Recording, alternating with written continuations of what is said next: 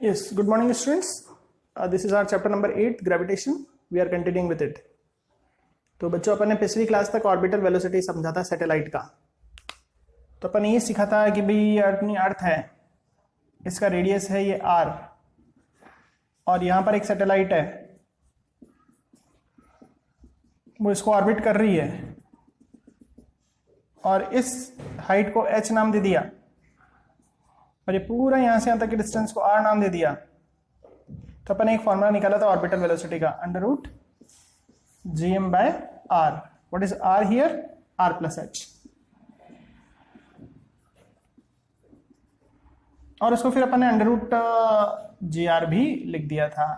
ठीक है, ऐसा अपन ने लिख दिया था। पिछली क्लास में अपन ने ये सब चीजें सीख ली थी। अब अपन आज की क्लास में सेक्शन उठा रहे हैं इसका टाइम पीरियड, मतलब एक चक्कर में कितना टाइम लगाएगी एक पर्टिकुलर हाइट से। ठीक है, तो अपना आज का टॉपिक है time period of satellite. Satellite का टाइम पीरियड का फॉर्मूला देखो। टाइम पीरियड का फॉर्मूला क्या होता है? टाइम का फॉर्मूला तुम्हें पता है ना, डिस्टेंस अपॉन स्पीड। ये टाइम का फॉर्मूला होता है। ठीक है, अब टाइम पीरियड का मतलब एक राउंड में जो डिस्टेंस होता है उसे क्या बोलते हैं? 2 pi r। r is what? r is here small r। और स्पीड, वो ऑर्बिटल स्पीड, वो क्या है? Under root of gm by r. This is the orbital speed. Now if I replace small r by r plus h, then what you get? 2 pi, I replace small r as r plus h.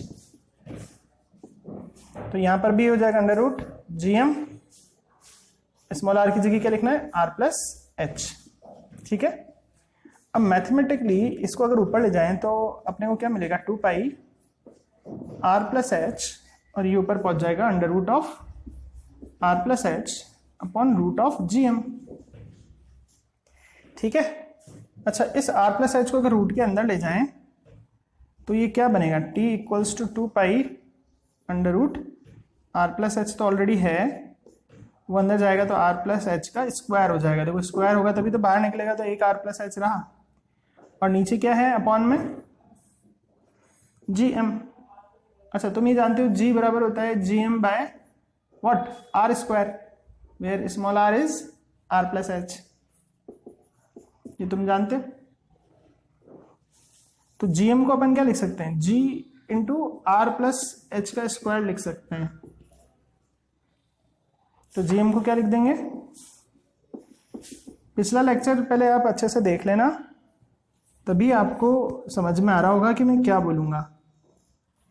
यहाँ पर r plus H लिख दिया, यहाँ पर r plus H का square लिख दिया, और gm को क्या लिख दिया? g r प्लस एच का स्क्वायर। ठीक है, r प्लस एच के स्क्वायर से r प्लस एच का स्क्वायर कैंसिल हो जाएगा। तो फाइनली क्या मिलेगा? यहां पर लिख रहा हूं मैं, देखना।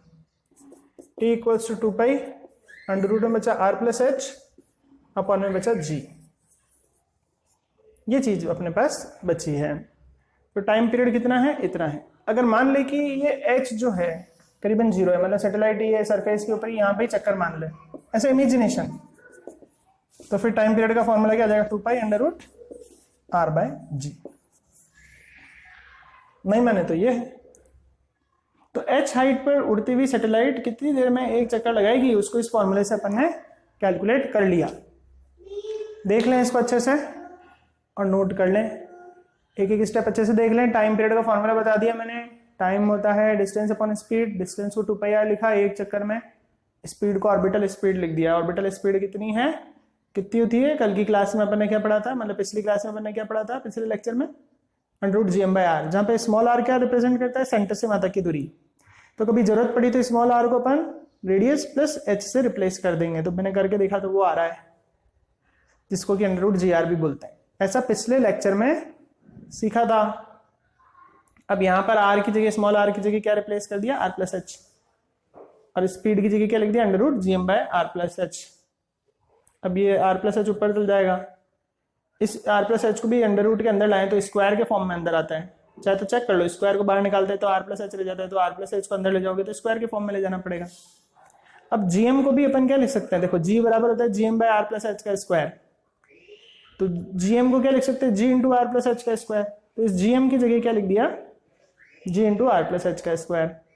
अब आर प्लस एच के स्क्वायर से आर प्लस एच का स्क्वायर कैंसिल हो गया, तो ये अपने पास रिजल्ट बच गया। अगर मान ले कि एच 0 है, मतलब सैटेलाइट अर्थ की बिल्कुल सरफेस पे घूम रही है, तो उसका टाइम पीरियड कितना होगा इस हिसाब से, 2 pi under root R upon जी।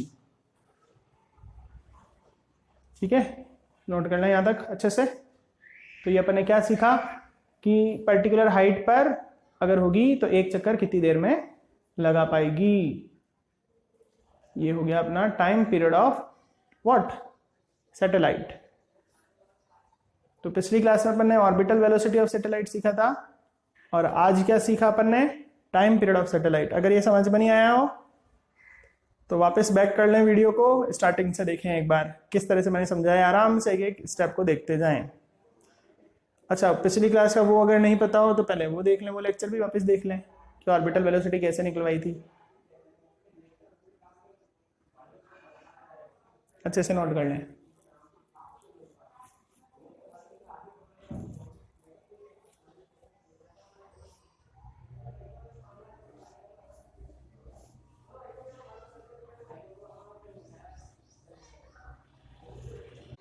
चलिए नोट कर लिया होगा, ये अच्छे से नोट कर लें, एक एक स्टेप अच्छे से नोट कर लें, वीडियो को पॉज करके नोट कर लें। ये आप जो फेयर कॉपी बना रहे हैं स्कूल की क्लासर कॉपी, उसमें ये नोट्स ही सारे लिखने होते हैं।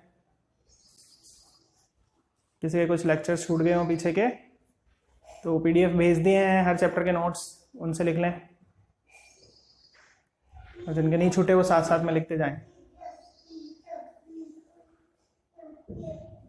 चलिए अब अपन आगे बढ़ते हैं। तो अपन ने टाइम पीरियड ऑफ सैटेलाइट देख लिया। अब अपन क्या सीखने वाले हैं कि अगर सैटेलाइट इतनी हाइट पर उड़ रही है तो उसके पास कितनी एनर्जी होगी, उसकी एनर्जी अपन कैलकुलेट कर रहे हैं। तो क्या जान रहे हैं अपन, next topic is energy of satellite, total energy of satellite, ये अपना टॉपिक है, टोटल एनर्जी ऑफ सैटेलाइट। इस टॉपिक को अपन स्टार्ट करेंगे। तो देखो टोटल एनर्जी क्या होती है, टोटल एनर्जी होती है kinetic energy plus potential energy, उन दोनों को ऐड कर देंगे। पोटेंशियल एनर्जी का फॉर्मूला अपन ने निकाल रखा है, काइनेटिक का आप जानते ही हो, हाफ mv² होता है, जानते हो ना। तो करते हैं, इसमें कितनी एनर्जी है, तो एनर्जी मतलब kinetic energy plus potential energy. Kinetic का फॉर्मूला आप जानते हैं हाफ mv² होता है, पोटेंशियल का आप जानते हैं माइनस Gmm/r होता है। ये कहाँ सीखा, पिछले लेक्चर में सीख रखा है पोटेंशियल एनर्जी। अब v क्या है यहाँ पे, v ऑर्बिटल, ऑर्बिटल वेलोसिटी क्या सीखा था अपन ने, अंडर रूट Gm/r, ये सीखा था। तो यहाँ पर वो चीज रख दो, m ऑर्बिटल वेलोसिटी की जगह अंडर रूट Gm/r, और ये स्क्वायर है तो रूट हट जाएगा। और अगर ये नहीं समझ में आ रहा तो ऐसे लिख दो, v ऑर्बिटल की जगह Gm/r लिखा, ये स्क्वायर था स्क्वायर लगा दिया,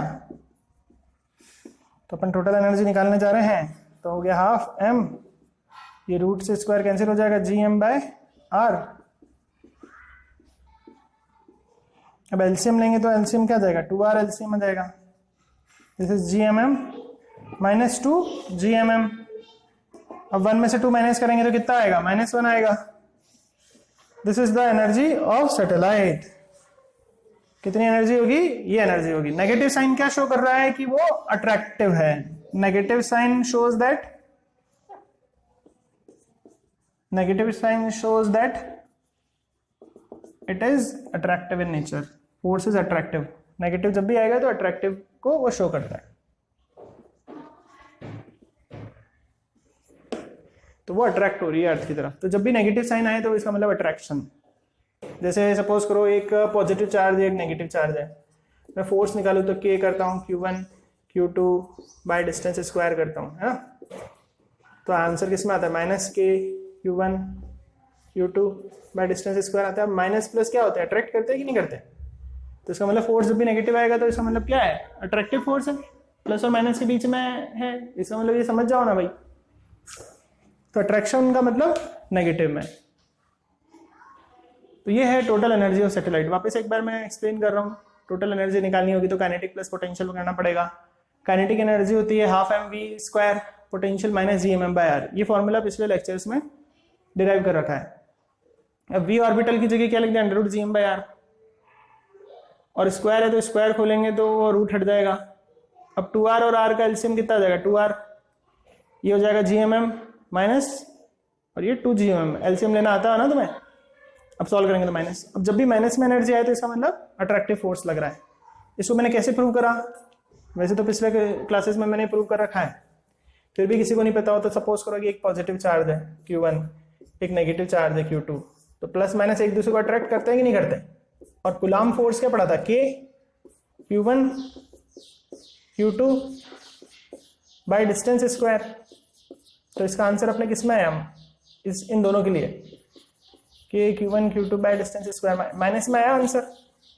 और यहाँ पर चेक करें तो प्लस और माइनस के बीच में क्या होता है, अट्रैक्शन। तो अट्रैक्शन था और आंसर माइनस में आया, तो मतलब अल्टीमेटली क्या सीखे, माइनस में जब भी फोर्सेज या एनर्जी आती है तो इसका मतलब अट्रैक्टिव नेचर की होती है, तो वो ग्रेविटी की तरफ अट्रैक्ट हो रही है। चलो ये हो गया टोटल एनर्जी, नोट कर लो।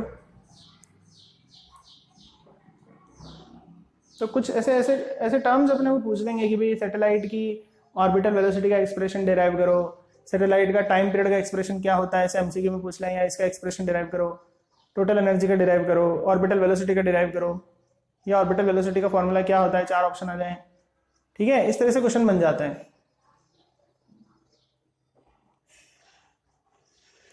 तो थ्योरी पेपर अगर होते हैं तो डेरिवेशन पूछ लेते हैं, और एमसीक्यू होगा तो फॉर्मूला पूछ लेंगे, या फिर उसकी वैल्यूज दे के कैलकुलेशन करके आपको आंसर बता देना है। सिंपल से डायरेक्ट क्वेश्चन आते हैं।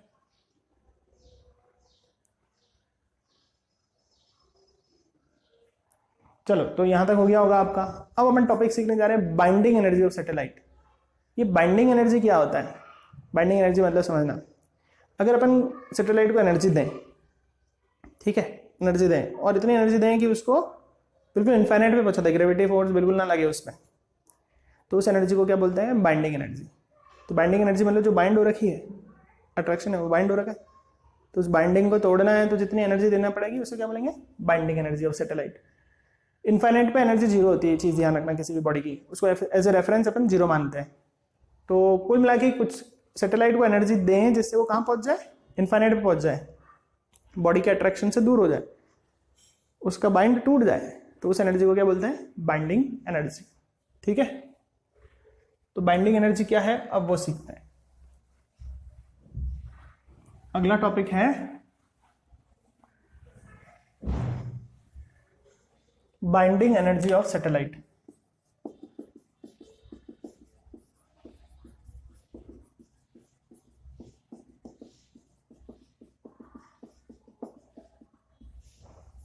अभी अपन ने क्या देखा, एनर्जी कितनी थी सैटेलाइट में, -gmm/r, ये थी ना टोटल एनर्जी। अब एनर्जी इनफाइनाइट पे कितनी होती है, जीरो, एज ए रेफरेंस उसको जीरो मानता है, इनफाइनाइट पे किसी बॉडी की एनर्जी को जीरो मानता है। ठीक है, अच्छा अब इसको कितनी एनर्जी दें, मतलब अगर बॉडी r + h हाइट पे उड़ रही है तो उसको एक्स्ट्रा कितनी एनर्जी दें ताकि वो कहाँ पे पहुंच जाए, इनफाइनाइट पे पहुंच जाए। इसको कितनी एनर्जी दें ताकि कहाँ पहुंच जाए, इनफाइनाइट पे। इनफाइनाइट पे कितनी एनर्जी जीरो होती है, जीरो। अपन को इनफाइनाइट पे पहुंचाना है तो जितनी एनर्जी देंगे अपन, उस एनर्जी को क्या बोलते हैं, binding energy of that satellite. तो एनर्जी ऑफ सैटेलाइट अपन ने क्या सीखा, -gmm/r ये सीखा। तो जीरो पहुंचाना है तो x कितना चाहिए, इसको उधर ले जाओ, तो we get x = +g/mm/r। This much energy is called binding energy. तो बाइंडिंग एनर्जी क्या हो गई, energy given to satellite, energy given to satellite to shift it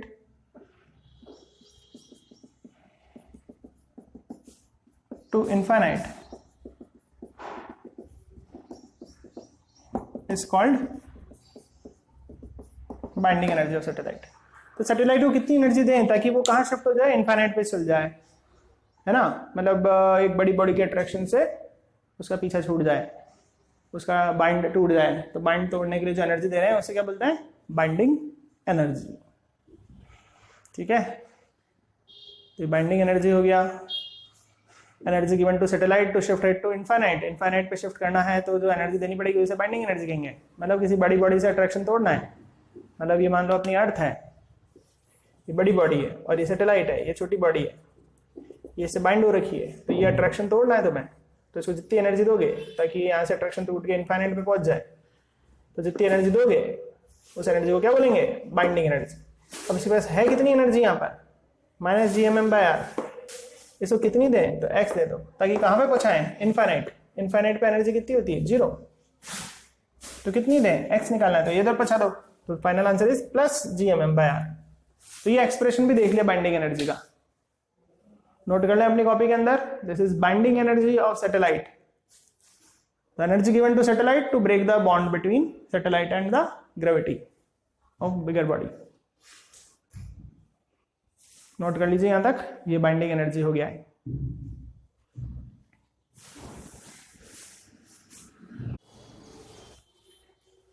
चलिए स्टूडेंट्स, तो आपने सैटेलाइट से रिलेटेड इतनी सारी चीजें सीख ली कि सैटेलाइट क्या होता है, एक बॉडी जो दूसरी बॉडी के अराउंड घूम रही है, नेचुरल सैटेलाइट जो नेचर ने बनाई है, आर्टिफिशियल सैटेलाइट जो मैन ने बनाई है। आर्टिफिशियल सैटेलाइट के 2 टाइप सीख लिए, जियो स्टेशनरी जिसका टाइम पीरियड अर्थ के टाइम पीरियड जितना ही है, हमेशा अर्थ से स्टेशनरी दिखेगी। पोलर ऑर्बिट जो 1 या 2 घंटे में ही पूरा चक्कर लगा के आएगी, जो करीबन 800 से 1000 किलोमीटर ऊपर एस्टेब्लिश होती है। जियो स्टेशनरी कितनी ऊपर एस्टेब्लिश होती है, करीबन 35,000 किलोमीटर। ठीक है, कम्युनिकेशन में काम आती है, ये अपन ने सीख लिया था। अच्छा, सैटेलाइट का अपने ऑर्बिटल वेलोसिटी निकालना सीख लिया, टाइम पीरियड निकालना सीख लिया, एनर्जी निकालना सीख लिया सैटेलाइट का, किसी हाइट पे कितनी एनर्जी होगी ये निकालना सीख लिया ना अपने। अच्छा, और बाइंडिंग एनर्जी की कितनी एनर्जी दे ताकि अपने अट्रैक्शन से, बड़ी बॉडी के अट्रैक्शन से टूट के इनफाइनाइट पे पहुंच जाए, दैट इज बाइंडिंग एनर्जी। अब अपन केपलर्स के लॉ सीखेंगे प्लैनेटरी मोशन के, देखिएगा।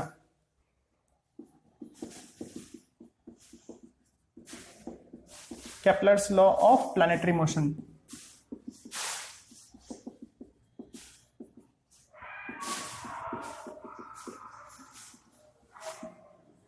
Kepler's law of planetary motion समझिएगा। केपलर नाम के साइंटिस्ट ने क्या लॉ दिया, उसने क्या लॉ दिया कि जो प्लैनेट होते हैं, ये मान लो P for planet, this is a planet, planet और सन मान लेते हैं, ये रहा सन। तो केपलर ने क्या लॉ दिया कि जो प्लैनेट होते हैं वो सन के अराउंड घूमते हैं, और जो घूमते हैं उनका पाथ कैसा होता है, इलिप्टिकल, और ये ऐसी शेप को इलिप्ट बोलते हैं। मैथ्स में तुम जाके पढ़ोगे, बायोलॉजी वाले नहीं पढ़ेंगे तो देख लें, ऐसी शेप को इलिप्स बोलते हैं। अच्छा, इस इलिप्स के 2 फोकाई होते हैं, इन पॉइंट्स को क्या बोलते हैं, फोकाई, F1 F2 ऐसे फोकाई नाम दे सकते हैं। ठीक है, इसके सेंटर के आजू बाजू की चीजों को क्या बोलते हैं, फोकाई बोलते हैं। तो इलिप्स नाम की शेप मैंने बना दी है, इसके 2 फोकस होते हैं, ध्यान रखना। जैसे सर्कल का एक सेंटर होता है, ऐसे इसके इमेजिन कर लो कि 2 सर्कलों को कॉम्बिनेशन करके बना दिया एक शेप, ऐसा इमेजिन, जस्ट इमेजिन, तो 2 सेंटर हो गए ना उसके, तो उन्हें 2 फोकाई बोल रहे हैं। तो मैं क्या बोल रहा हूँ कि इलिप्स एक ऐसे जस्ट अंडरस्टैंडिंग के लिए बता रहा हूँ, एग्जैक्टली तो आप मैथ्स में बहुत डिटेलिंग में पढ़ोगे इलिप्स क्या होता है। तो केपलर ने पहला लॉ क्या दिया कि जो भी प्लैनेट है सन के चारों तरफ घूमता है और उसका पाथ इलिप्टिकल होता है, और सन किसी भी एक फोकाई पे प्रेजेंट होता है उस प्लैनेट के लिए। तो this is the first law. तो केपलर का फर्स्ट लॉ क्या है, planets revolves around sun in elliptical path। आगे जाके इनकी पूरी इक्वेशन सीखोगे आप हायर लेवल पर, और पूरा डेरिवेशन भी सीखोगे इनका कि कैसे अपन ने प्रूव कर दिया, लेकिन अभी अपने 11th में नहीं है। प्लैनेट्स रिवॉल्व अराउंड सन इन इलिप्टिकल पाथ, इलिप्टिकल पाथ में घूमता है, and sun is present at any one of its foci। In points को क्या बोलते हैं, फोकाई बोलते हैं। ठीक है, तो ये है पहला लॉ कि प्लैनेट सन की चारों तरफ घूमेगा, और सन कहाँ होगा, सन यहां नहीं होगा, यहां पर होगा, इस पार्ट को फोकाई बोलते हैं। ठीक है, तो ये है केपलर का first law, planet revolve around sun in elliptical path इस तरह के पाथ में घूमता है, और सन कहाँ पर होता है, किसी भी एक फोकाई पे, एलिप्स के 2 फोकस कहलाते हैं।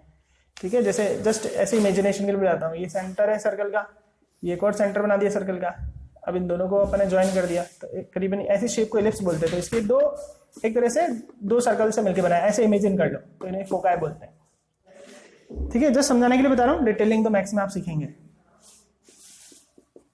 सेकंड लॉ सिखाता हूँ। केपलर ने क्या सेकंड लॉ दिया था? उसने बोला कि भाई ये प्लैनेट घूम रहे हैं सन के चारों तरफ, ठीक है,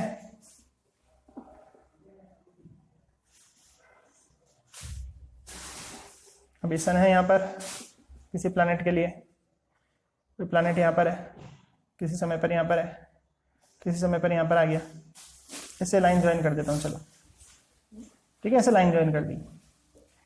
अब मैंने सपोज करो इसे परपेंडिकुलर डाल दिया, ठीक है, इसका कुछ नाम रख दिया मैंने, ए रख दिया, इसका बी रख दिया, ठीक है, और ये एक ट्राइंगल बन गया, और ये यहाँ से यहाँ तक पहुँचने में कितना टाइम लगा? टी टाइम लगा। सपोज करो ये ए नाम दे दो, चलो इसका एक्स दे दो, इसका वाई दे दो, ऐसे दे दो, कोई बात नहीं।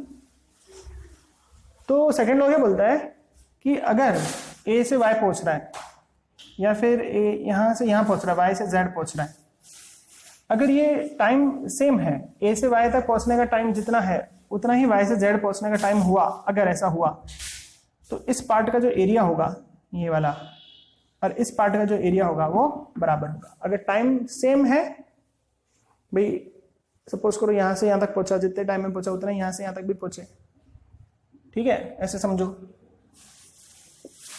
यहाँ से यहाँ तक पहुंच रहा है जितने टाइम में, उतना ही टाइम में यहाँ से यहाँ तक भी पहुंच रहा हूँ, तो इस पार्ट का अगर अपन एरिया निकालें और इसका एरिया निकालें तो वो बराबर आएगा,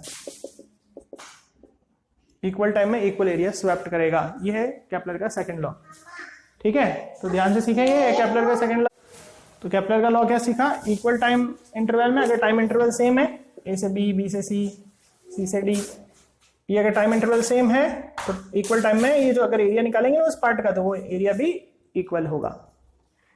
तो according to this law,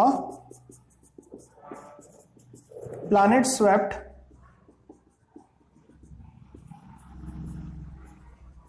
equal area in equal interval of time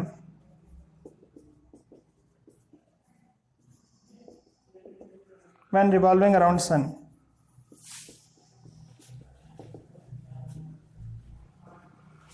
जब सन के चारों तरफ घूम रहा है तो इक्वल टाइम इंटरवल अगर ले लें, 2 पॉइंट के बीच का टाइम इंटरवल सेम ले लें, तो उनका जो एरिया निकालोगे, इधर का और इधर का एरिया निकालोगे, तो वो भी सेम आएगा। अगर ये 2 पॉइंट ले लिए, ये 2 पॉइंट ले लिए, टाइम यहाँ का भी जितना है उतना ही टाइम यहाँ से यहाँ तक भी है, तो फिर एरिया निकाल के देखना, दोनों का एरिया सेम आएगा। ये था केपलर का सेकंड लॉ।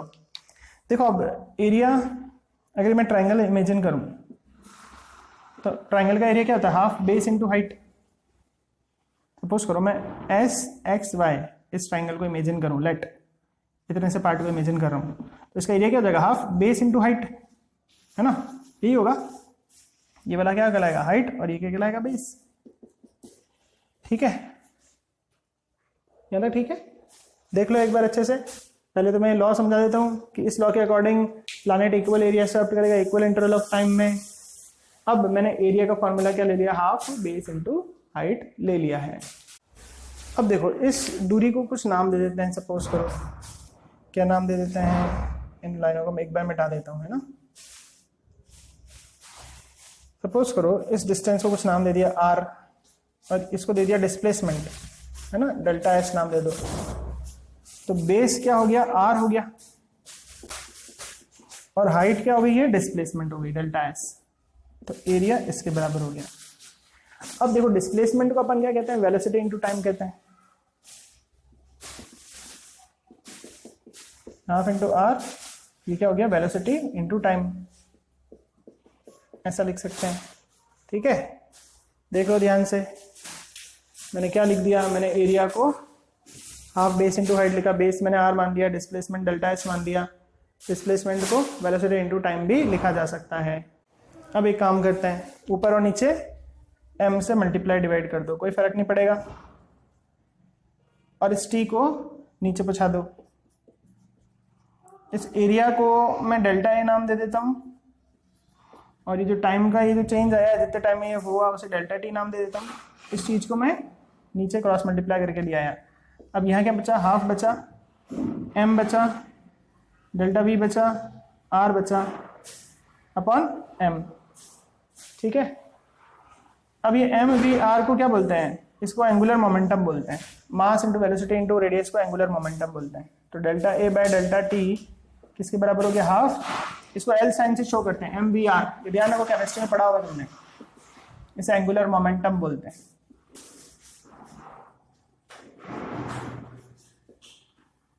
ठीक है, अपॉन एम। अब देखो एल कांस्टेंट, एम कांस्टेंट, मतलब एरिया बाय टाइम का रेशियो क्या आ रहा है, it means delta A by delta T is constant. तो मतलब टाइम और एरिया का रिलेशन क्या आ रहा है, कांस्टेंट आ रहा है। तो यही तो है सेकंड लॉ, इक्वल टाइम में इक्वल एरिया सर्व करेगा। अगर ये और कोई टाइम लोगे और कुछ लोगे तो भी आंसर वही कांस्टेंट आएगा, और कुछ टाइम लोगे और कोई एरिया लोगे तो भी वही अपने पास कांस्टेंट आएगा। बस डेल्टा टी सेम ले लेना। तो डेल्टा टी अगर सेम ले लोगे बार बार, मतलब ये जितना टाइम लेगा उतना टाइम ये भी लोगे, तो एरिया भी आपका सेम आएगा। ऐसे प्रूव कर दिया, इक्वल टाइम में इक्वल एरिया स्वैप्ट करेगा। तो अगर डेल्टा टी हर बार सेम ले रहे हैं तो डेल्टा ए क्या आ रहा है, कोई ना कोई कांस्टेंट ही आ रहा है ना भाई, सेम कांस्टेंट ही आ रहा है, सेम ही आंसर आएगा। चेक कर लो एक बार अच्छे से। तो दो लॉ बता दिए मैंने अभी तक। इलिप्टिकल पाथ में घूमेगा प्लैनेट सन के चारों तरफ, ऐसा केपलर ने बोला। दूसरा बोला कि अगर टाइम इंटरवल सेम है तो एरिया भी कांस्टेंट होगा। ठीक है, ऐसा अपन ने यहाँ पर डिराइव भी करके देख लिया। एम वी आर को एंगुलर मोमेंटम देते हैं, ध्यान रख लेना। चलो अब अपन देखते हैं थर्ड लॉ केपलर का। तो हो सकता है कि किन्हीं बच्चों को ये टिपिकल लग रहा हो, तो 2-3 बार देख लें लेक्चर, धीरे धीरे आसान लगने लग जाएगा। नई नई टर्मिनोलॉजी हो तो सीखनी पड़ेगी आपको, साइंस में हो तो नई नई चीजें तो सीखनी पड़ेगी कि एम वी आर क्या होता है, उसको एंगुलर मोमेंटम कहते हैं। एम वी आर ये कांस्टेंट होती है चीज। ठीक है, चलो अब अपन आगे सीख रहे हैं थर्ड लॉ। थर्ड लॉ अपन सीखेंगे, अब अपन देखेंगे केपलर का थर्ड लॉ क्या है। देखिए थर्ड लॉ अब सीखते हैं। पहले मैं बना देता हूँ ये एक शेप, ये मैंने एक शेप बना दिया है, और इस शेप को अपन क्या बोलेंगे, इलिप्स बोलेंगे। ठीक है, यहां से यहां तक के डिस्टेंस को बोलते हैं मेजर एक्सिस। इसको ए अगर नाम दें, इसको ए नाम दें, तो मेजर एक्सिस कितना हो गया, 2a। और यहां से यहां तक के पूरे पार्ट को बोलते हैं माइनर एक्सिस। ये पूरा क्या कहलाता है, माइनर एक्सिस। इसको अगर बी नाम दे रहे हो तो इसको भी बी नाम देना पड़ेगा, तो ये कितना हो जाएगा, 2b। ऐसे थोड़ी सा मैथमेटिकल पार्ट भी थोड़ा सा, ज्यादा नहीं, थोड़ा सा सीख लो। अच्छा, अब ये लॉ क्या बोलता है, ये लॉ बोलता है कि जब प्लैनेट घूमेगा इसके चारों तरफ, तो एक चक्कर लगाएगा ना, जो टाइम पीरियड का जो स्क्वायर करेंगे वो प्रोपोर्शनल होगा ए क्यूब के। व्हाट इज ए, इधर इसे पूरा मेजर बोल रहे हैं तो इसको क्या बोलूंगा, सेमी मेजर। यहां से यहां तक को क्या बोलूंगा, सेमी मेजर। ये सेमी मतलब आधा। ठीक है, तो क्या बोला, टाइम पीरियड का square is proportional to cube of semi major axis. This is the third law. According to third law, मतलब ये लॉ है, सीख लो।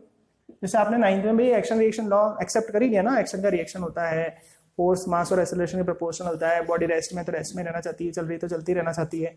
ऐसे लॉ सीखे ना, तो इसने भी लॉ बनाए केपलर ने प्लैनेटरी मोशन के लिए, वो भी सीखो, एक्सेप्ट करो, हाँ भी ऐसा होता होगा, तभी तो उसने बताया। According to third law, t square is proportional to a cube, where t is time period and a is semi major axis।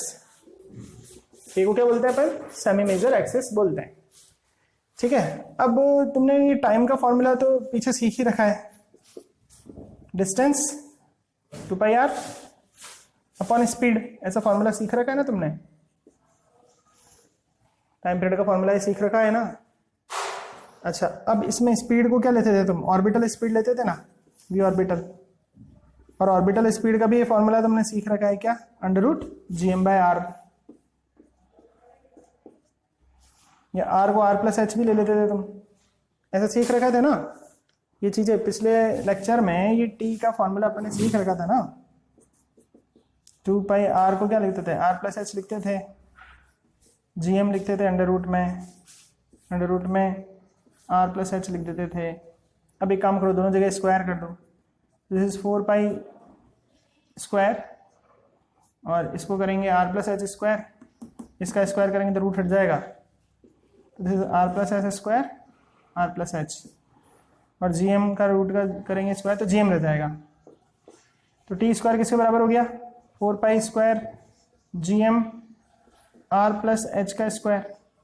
ठीक है, अच्छा अब अच्छा स्क्वायर और ये 3 हो गए ये तो अब यहाँ पर अपन क्या कर सकते हैं, ये 4 constant, pi constant, G constant, M constant, तो T square is proportional to R plus H का क्यूब। आर प्लस एच को अपन ने क्या बोल दिया था, आर भी बोल दिया था ना। अब in this situation r equals to a है, इस सिचुएशन में r को क्या मान रहे हैं, a मान रहे हैं। Then we get t is proportional to, thus t is proportional to a cube. यहाँ पे डिस्टेंस कितना है, सो क्या मानेंगे, a मानेंगे। तो इस तरह से अपन ने ये प्रूव कर दिया। तो ये है केपलर का थर्ड लॉ कि टी स्क्वायर प्रोपोर्शनल होता है a क्यूब के। इस तरह से अपन ने प्रूव करा। तो पुरानी नॉलेज से 2 पाई r बाय स्पीड लिख दिया। ठीक है, अगर तुम ज्यादा कंफ्यूजन नहीं करना चाहते तो इधर r प्लस एच भी मत लिखो तुम, तो इसको डायरेक्ट ही कर लो। चलो डायरेक्ट ही बता देता हूँ, इतना r प्लस एच मत लिखो, स्मॉल r के फॉर्म में लिख दो। क्या लिख दो, यहां पर ही एक काम करो, squaring both side, squaring both side, दोनों साइड स्क्वायर कर दो तो ये टी स्क्वायर हो जाएगा, ये 4 हो जाएगा, ये पाई स्क्वायर हो जाएगा, ये आर स्क्वायर हो जाएगा, ये अंडर रूट हट जाएगा, स्क्वायर करेंगे तो आर बाय GM हो जाएगा, आर स्क्वायर ये कितना हो जाएगा, आर क्यूब हो जाएगा। अब ये 4 constant, pi constant, G constant, M constant, सब कांस्टेंट है तो प्रोपोर्शनल में फिट कर दो उसको। तो T square is proportional to R cube, यही केपलर का लॉ है। अब यहाँ पे आर किसको रिप्रेजेंट कर रहा है, ए को रिप्रेजेंट कर रहा है, तो we can write T square is proportional to A cube. तो square of time period is proportional to cube of semi major axis. ये है केपलर का थर्ड लॉ। तो 3 लॉ अपन ने देख लिए केपलर के। नहीं समझ में आया किसी को, वापस से रिपीट कर लो, वापस लेक्चर 2-3 बार सुन लो, धीरे धीरे समझ में आने लग जाएगा। कोई चीज हार्ड नहीं होती, बस समय देना पड़ता है उसको, टाइम दें, धीरे धीरे इजी लगेगा। और हाथ से एक एक प्रैक्टिस करके देखेंगे। एक टॉपिक पढ़ें और उसको फिर हाथ से प्रैक्टिस करो, फिर दूसरा पढ़ो, फिर हाथ से प्रैक्टिस करो, है ना, दिमाग में फिट भी बैठाओ। पुराने सब फॉर्मूले से बेस चल रहा है, ध्यान रखना। तो पुराना भी अपने को आना चाहिए, time period of satellite, orbital velocity of satellite, energy of satellite, binding energy, फिर केपलर लॉ पढ़ो। धीरे धीरे ऐसे सब चीजें लिंक बना के पढ़ो। एक साथ ज्यादा नहीं पढ़ पा रहे तो धीरे धीरे थोड़ा थोड़ा करके पढ़ो, लेकिन लिख लिख के करो।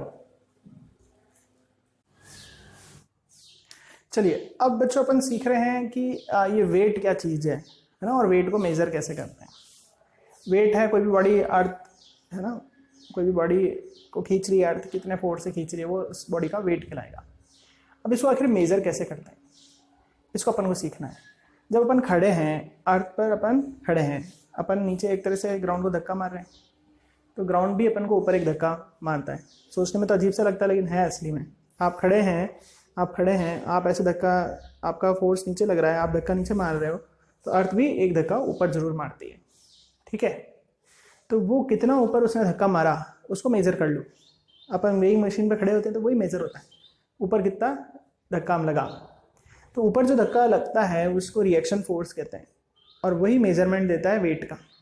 तो ध्यान रखना कि आपको जब भी वेट निकालना है कि भाई अर्थ कितने फोर्स से मुझे खींच रही है, वो निकालना है, तो आप क्या करो, रिएक्शन फोर्स निकाल लो। और उसको निकालने के लिए आप क्या यूज़ कर सकते हो, स्प्रिंग बैलेंस, अच्छा वो वेइंग मशीन यूज़ कर सकते हो। तो मैं क्या सिखा रहा हूँ, वेट क्या है, वेट का मतलब फोर्स जिससे बॉडी अर्थ की तरफ खींच रही है, वो वेट है बॉडी का। और इसको मेजर कैसे करते हैं, अगर आप खड़े हैं तो अर्थ ऊपर धक्का मार रही है, उस धक्के को रिएक्शन फोर्स कहते हैं, वो कैलकुलेट कर लो, वो मेजर कर लो। तो वो जितना धक्का मार रही है, समझ जाना उतना ही धक्का आप भी नीचे मार रहे हो, या आप भी खींच रहे हो नीचे उतना ही। तो वो जो ऊपर की तरफ धक्का आता है उसे रिएक्शन फोर्स कहते हैं। मतलब ऐसे समझो,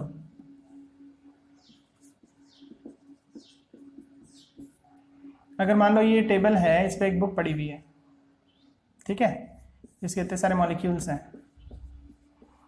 ये मास नीचे mg फोर्स से अर्थ को दबा रहा है, तो अर्थ भी ऊपर एक धक्का मारेगी।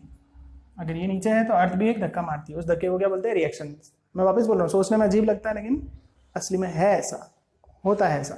आप खड़े हो, आप अर्थ को दबा रहे हो तो अर्थ भी आपको ऊपर धक्का मार रही है, इस धक्के को रिएक्शन बोलते हैं।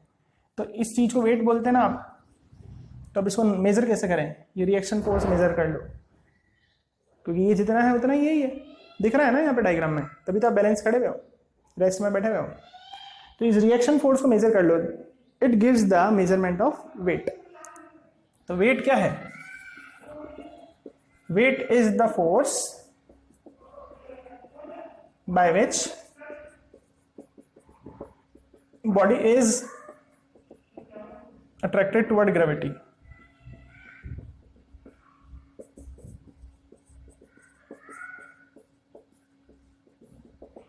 And it is measured by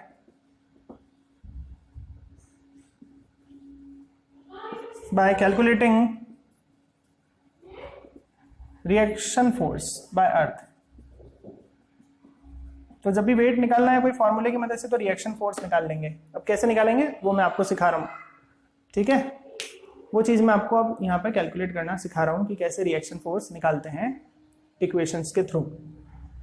तो सपोज करिए केस फर्स्ट में आपसे ले रहा हूँ कि एक बॉडी है, लिफ्ट में है, मान लो एक बॉडी लिफ्ट में है, वेइंग मशीन पे खड़ी हुई है, लेट, ठीक है? ये नीचे धक्का मारी है mg और रिएक्शन फोर्स ऊपर लग रहा है r, और ये भी रेस्ट में है, लिफ्ट नहीं चल रही, रेस्ट में है। रेस्ट में है तो नेट फोर्स कितना हो जाएगा? नेट फोर्स कितना होगा? फोर्स का अपन फॉर्मूला, नेट फोर्स क्या हो जाएगा? Downward force minus upward force.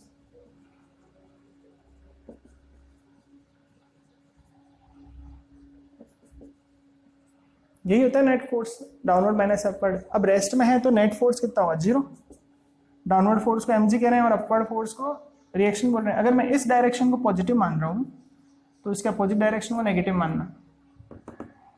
तो ये downward force plus upward force लिख दो तुम, तो ऐसा करो, नेट फोर्स मतलब टोटल फोर्स। तो डाउनवर्ड फोर्स तो mg हो गया और अपवर्ड कितना हो गया? -r। It means that reaction force equals to mg। तो when you are rest, how can you calculate reaction force? You can simply multiply mass into g and this is the weight of your. तो ऐसे अपन ने equation के through wait निकालना सीखा।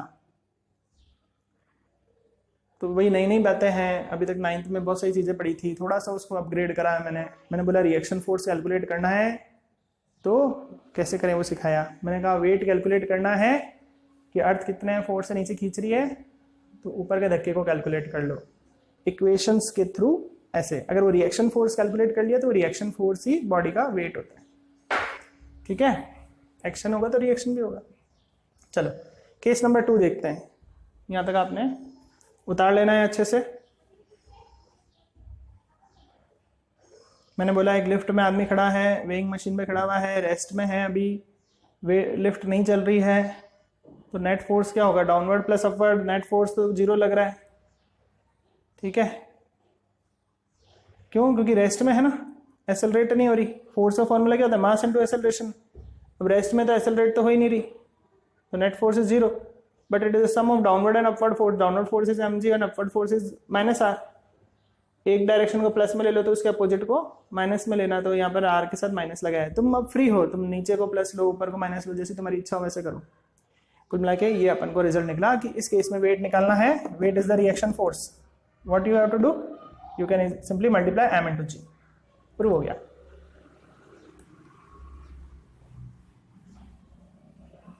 चलो case number 2 देखते हैं। अगर मान लो आप लिफ्ट में हो और ये आप लिफ्ट में हो, ठीक है, वेइंग मशीन रखी हुई है और लिफ्ट ऊपर जा रही है विद एक्सेलरेशन a। अब आपको इसका वेट निकालना है। नीचे mg लग रहा है, ऊपर रिएक्शन फोर्स r लग रहा है।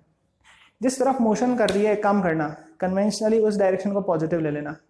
वैसे तो आप फ्री हो, आपकी इच्छा हो जान लो, लेकिन मैं थोड़ा सिंपली करके बता रहा हूँ। जिस भी डायरेक्शन में मोशन हो उस डायरेक्शन की सारी चीज़ों को प्लस ले लो, उसके अपोजिट सारी चीज़ों को माइनस ले लो। अब देखते हैं अब क्या होगा पर्सन का वेट अगर ए एक्सेलरेशन से लिफ्ट ऊपर चल रही है।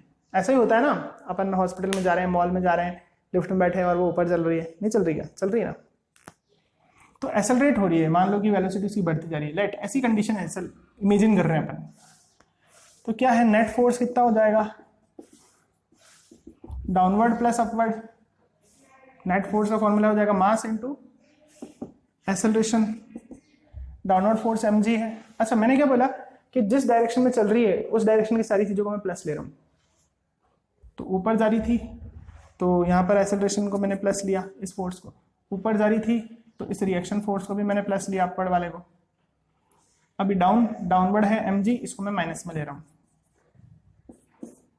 तो मैंने क्या बोला, उस पर फोकस करना। मैंने बोला कि जिस डायरेक्शन में मोशन हो रहा है उस डायरेक्शन की सारी चीजों को मैं प्लस ले रहा हूँ, तो a प्लस में, r प्लस में, और इसके अपोजिट क्या है mg, इसको मैं माइनस में लूंगा।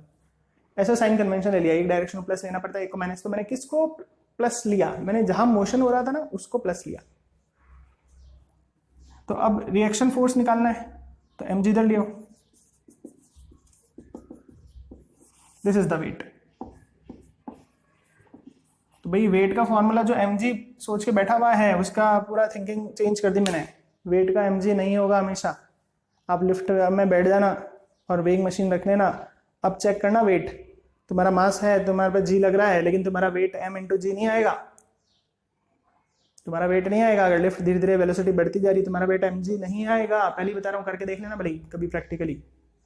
तो घर पे तुमने वेइंग मशीन रखी, खड़े हो गए, उससे वेट आ गया तुम्हारा 60 kg, लेट जस्ट इमेजिन, है ना, केजी वेट, केजी बोल रहा हूँ मैं लेकिन असली में केजी वेट बोलते हैं।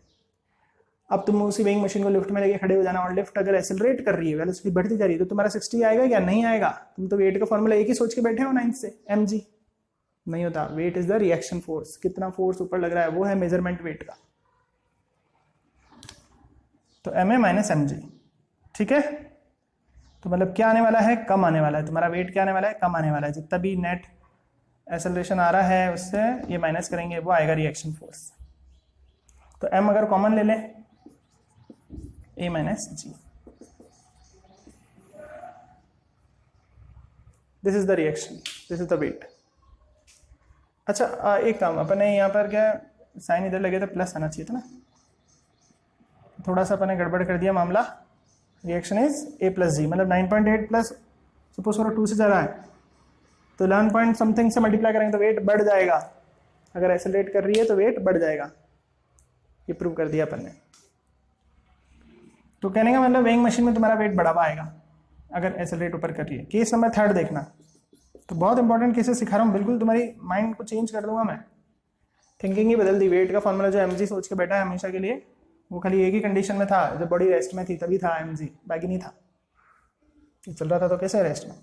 अब चलो सपोज करो ये लिफ्ट है, इसमें पर्सन बैठा हुआ है और ये इस बार नीचे आ रही है a एक्सेलरेशन से, यहाँ पर नीचे लग रहा है mg और इसका ये रिएक्शन r लग रहा है। मैंने क्या कहा था, मोशन की सारी चीज़ों को प्लस लेना, मोशन की डायरेक्शन में उसके अपोजिट को माइनस। तो नेट फोर्स इस केस में equal to downward plus upward, net का मतलब ये होता है, नेट को mi बोलूंगा, m इंटू a, ये नेट फोर्स के लिए a है। डाउनवर्ड फोर्स mg, इस बार मैं इसको प्लस में ले रहा हूँ, क्यों ले रहा हूँ समझ रहे हो, मोशन इधर है, इस डायरेक्शन सारी चीज़ों को प्लस ले रहा हूँ और अपवर्ड को मैं माइनस ले रहा हूँ। अब माइनस का r इधर ले आओ और ma को उधर ले आओ, this is ma mg minus ma। तो रिएक्शन फोर्स किसके बराबर निकला, g माइनस a। तो अगर आप 9.8 है एक्सेलरेशन और ये ग्रेविटी एक्सेलरेशन 9.8 होता है, a2 है, तो आपका वेट इस बार कितना आएगा, अगर ये एक्सेलरेशन से नीचे आ रही है तो आपका वेट कितना आएगा, 9.8 माइनस 2, 7.8 इंटू m करना पड़ेगा, तो वेट कम आएगा। बिल्कुल नई चीजें हो गई है, तो बिल्कुल कॉन्सेप्ट ही चेंज हो गया तुम्हारा। अब देखो केस नंबर 3, मान लो कि ये कितने एक्सेलरेशन से आ रही है, g एक्सेलरेशन से, मतलब ये नीचे आ रही है विद एक्सेलरेशन g, ये mg, यहाँ पर ऑब्जेक्ट खड़ा हुआ है, पर्सन खड़ा हुआ है, इसका रिएक्शन r। तो 3rd केस में नेट फोर्स देखूं तो मैं डाउनवर्ड, अच्छा नीचे आ रही है, ऐसा बोला ना मैंने, नीचे आ रही है g एक्सेलरेशन से, ऐसा बोला ना मैंने, 9.8 से नीचे आ रही है। जब कोई बड़ी 9.8 से नीचे आती है, जैसे मार्कर है 9.8 से नीचे आ रहा है, तो मतलब इसको फ्री फॉल कह रहा हूँ मैं, ये नीचे 9.8 से आ रहा है, इसे क्या बोल रहा हूँ, फ्री फॉल। तो नेट फोर्स क्या हो जाएगा, downward plus upward. Net force को लिखेंगे m, नीचे किस एक्सेलरेशन से आ रहा है g, डाउनवर्ड फोर्स क्या दे रखा है mg, अपवर्ड फोर्स क्या है माइनस r, माइनस r इधर लाओ प्लस r हो जाएगा, इस mg को इधर ले जाओ, इस लेक्चर को वापस देखना, तो रिएक्शन फोर्स जीरो मतलब वेटलेस। तो 9th में पढ़ते थे ना वेटलेस, जब वेट जीरो, तो ये है कंडीशन उसकी। ठीक है, बहुत इंपॉर्टेंट टॉपिक था, लेक्चर एक बार फिर से देखना ही पड़ेगा तुम्हें, बहुत इंपॉर्टेंट चीजें बता रहा हूं मैं। समझ में आया यहाँ तक? नेट फोर्स का मतलब डाउनवर्ड प्लस अपवर्ड। अब वो जो भी नेट एक्सेलरेशन दे रखा है, नेट फोर्स निकालने के लिए मास को a से मल्टीप्लाई करना पड़ता है, डाउनवर्ड फोर्स को और अपवर्ड फोर्स को। अपवर्ड को रिएक्शन बोल देना, डाउनवर्ड को mg। कभी माइनस में, कब इसको प्लस में लेना है, कब माइनस में लेना है, उसके लिए क्या बताया, मोशन की जो भी डायरेक्शन दे रखी है, अगर ऊपर जा रही है लिफ्ट, अगर लिफ्ट ऊपर जा रही है तो क्या करना है अपन को, ऊपर की सारी चीजों को प्लस लेना है, नीचे आ रही है तो नीचे की सारी चीजों को प्लस लेना है। अच्छा, एक लास्ट केस और देख लेते हैं, केस नंबर 4। अगर बॉडी, अगर लिफ्ट है, उसमें पर्सन बैठा हुआ है और ऊपर जा रहा है, एक्सेलरेशन जीरो है, एक्सेलरेशन जीरो। ये असली में यही तो कंडीशन होती है, अपन लिफ्ट में बैठते तो एक्सेलरेशन जीरो होता है ना। एक्सेलरेशन जीरो का मतलब है क्या, कि भाई वेलोसिटी कांस्टेंट ही है, u भी वही v भी वही, इसे बोलते हैं एक्सेलरेशन जीरो। तो अब इस बार अपन नेट फोर्स निकालें, नीचे लग रहा है mg, ऊपर लग रहा है r, तो नेट फोर्स कितना लग जाएगा, अपवर्ड प्लस डाउनवर्ड। ऊपर जा रहा है ऐसा बोला था मैंने, तो ऊपर की सारी चीजों को प्लस लेना है, तो प्लस का r ले लेना, डाउनवर्ड को माइनस में mg ले लेना। नेट फोर्स कितना जगह m इंटू ए, जीरो, तो r इक्वल्स टू mg। तो अब तुम लिफ्ट में जाके उस वेइंग मशीन को नीचे रखोगे और तुम तोलोगे, तो तुम्हारा वेट वही आएगा जो तुम बाहर खड़े थे तब तोला था। तो तुम कहोगे सर आपने तो गलत सिखाया था। नहीं, वो कारण क्या है, वो एक्सेलरेट नहीं हो रही लिफ्ट। तुम हॉस्पिटल की लिफ्ट में बैठे हो तो एक्सेलरेट थोड़ी ना हो रही, उसकी वेलोसिटी बढ़ती थोड़ी ना जा रही, बढ़ती थोड़ी ना जा रही, कांस्टेंट वेलोसिटी से चल रहा है। ठीक है, स्टार्टिंग में बढ़ती है लेकिन फिर कांस्टेंट हो जाती है। स्टार्टिंग में जीरो से कुछ ना कुछ तो बढ़ती है, लेकिन फिर कांस्टेंट से ही चलती है, ऊपर कांस्टेंट से ही, वरना तो ऐसा थोड़ी ना तेज होती जा रही, ऐसा नहीं होता। तो ये मैंने 4 केसेस सिखाए हैं। इस लेक्चर को वापस से तुम देखना, वापस बैक करके सारे केसेस देखना कि वेट क्या होता है। वेट असली में mg तुम बोलते हो, लेकिन वो असली में mg नहीं है। Weight is the reaction force exerted by the earth, reaction force है वेट। वेट का मेजरमेंट क्या होता है, रिएक्शन फोर्स। ठीक है, ऐसे सारे केसेस पढ़ने के बाद अपन को पता चल रहा है कि वे अपना वेट बढ़ भी सकता है, कभी कम भी हो सकता है, कभी जीरो भी हो सकता है। तो ये सब चीजें अपन ने सीख ली आज। इसको वापस से एक बार देखने की नीड है, एक बार बहुत अच्छे से देखना और साथ साथ में अपने नोट्स बनाते जाना। ठीक है, अच्छे से इसको देखिएगा। तो ये अपना चैप्टर इस तरह से एंड हो गया है। लास्ट टॉपिक मैंने आपको सिखा दिया है, ये चैप्टर एंड हो गया है। मैं आपको न्यूमेरिकल की शीट भेजूंगा, असाइनमेंट की शीट, मतलब आपको PDF भेज देंगे, और जो जो क्वेश्चन आपको करने हैं वो करना। फॉर्मूले पहले देख लेना अच्छे से, पूरा चैप्टर लिख लिख के प्रैक्टिस करना, सारे टॉपिक्स दिमाग में आ जाने चाहिए। और ये लास्ट टॉपिक तो बहुत ही इंपॉर्टेंट है, कंपटीशन लेवल पे भी इससे क्वेश्चन आते हैं। तो लेकिन आएंगे तो यही जो मैंने केसेस सिखाए, ये सारे सिखा दिए, जितने भी केसेस हो सकते हैं। ठीक है, तो आपको अच्छे से देख लेना है। मैं आपको भेज दूंगा एक PDF जिसमें से सारे न्यूमेरिकल्स करके देखना। नहीं आए तो वो आप मेरे को भेजना व्हाट्सएप, मैं डिस्कस करूंगा वो आपसे। ठीक है ना, और अच्छे से आपको प्रैक्टिस करते रहना है। चलिए, गुड बाय फॉर टुडे। और ये चैप्टर अपना एंड हो गया है। बहुत इंपॉर्टेंट चैप्टर था, बेसिक सारे चैप्टर में काम आ रहा है, इसलिए पहले लिया था ये चैप्टर। ठीक है, तो इसको आप अच्छे से पढ़ लेना। Good bye.